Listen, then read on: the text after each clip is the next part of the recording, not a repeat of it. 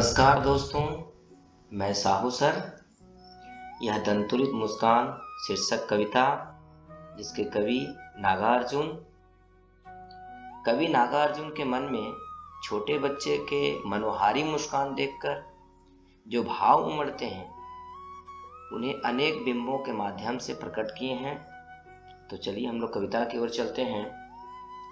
तुम्हारी यह दंतुरित मुस्कान मृतक में भी ढाल देगी जान।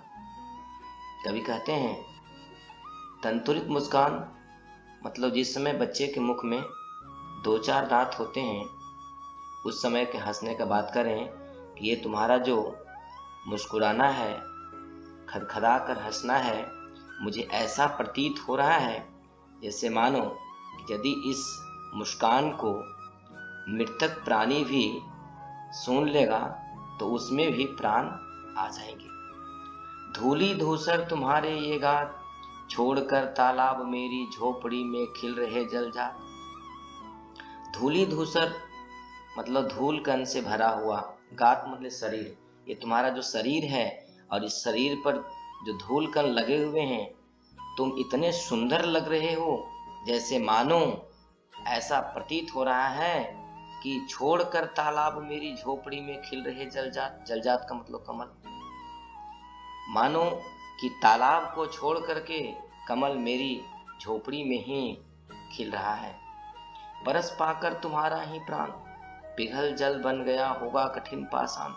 बरस पाकर तुम्हारे सिर्फ प्राण के स्पर्श से ही, तुम्हारे सिर्फ मात्र स्पर्श से ही कठिन पाषाण हृदय वाला भी पिघल करके जल बन गया होगा, वो भी दया से भर गया होगा।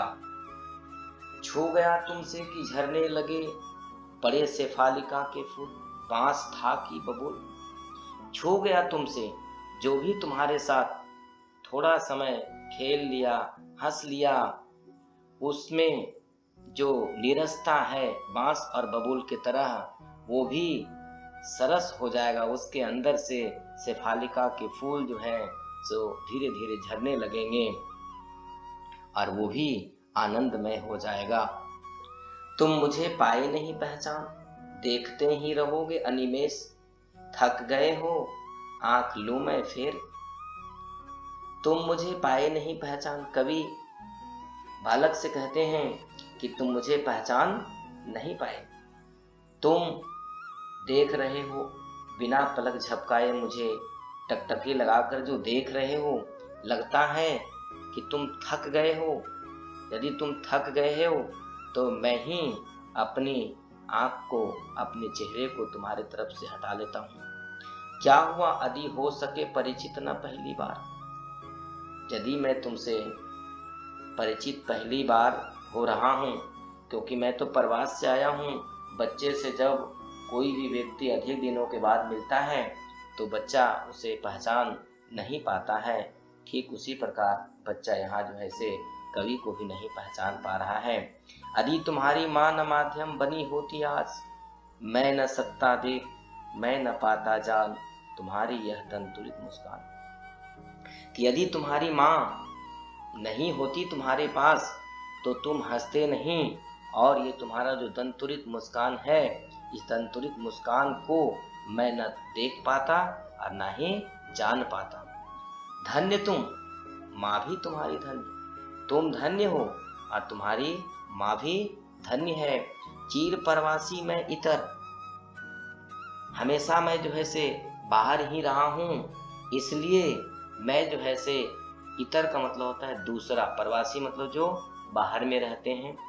तो मैं तुम्हारे लिए दूसरा हूँ, नया व्यक्ति हूँ, अनजान व्यक्ति हूँ, इसलिए तुम मुझे पहचान नहीं पा रहे हो। इस अतिथि से प्रिय तुम्हारा क्या रहा संपर्क। तुम सोच रहे हो कि कोई अतिथि हूँ, मेरा संपर्क तुमसे नहीं रहा, इसलिए तुम मुझे नहीं पहचान पा रहे हो।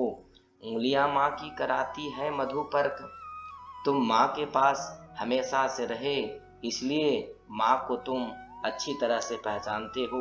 माँ का तुम्हें प्यार मिला और माँ का प्यार तुम्हें पंच अमृत के समान लगता है, पंचामृत का मतलब होता है, पंचामृत एक द्रव्य पदार्थ है जो दही, घी, शहद, जल और दूध के मिलने से बनता है। तो तुम्हारा और तुम्हारे माँ का प्यार जो है सो उसे पंचामृत के समान है। देखते तुम इधर कनखी मार, तुम मुझे जो है से कनखी मार मार करके देख रहे हो, अपनी नजरों को हटा कर देख रहे हो, छुपा कर देख रहे हो। और होती जबकि आंखें चार, जब तुम्हारी हमारी आंख से मिलती है तो यह तुम्हारी दंतुरित मुस्कान जब तुम हंसते हो तो मुझे बड़ी ही छविमान लगता है, मुझे बड़ा ही सुंदर लगता है। धन्यवाद।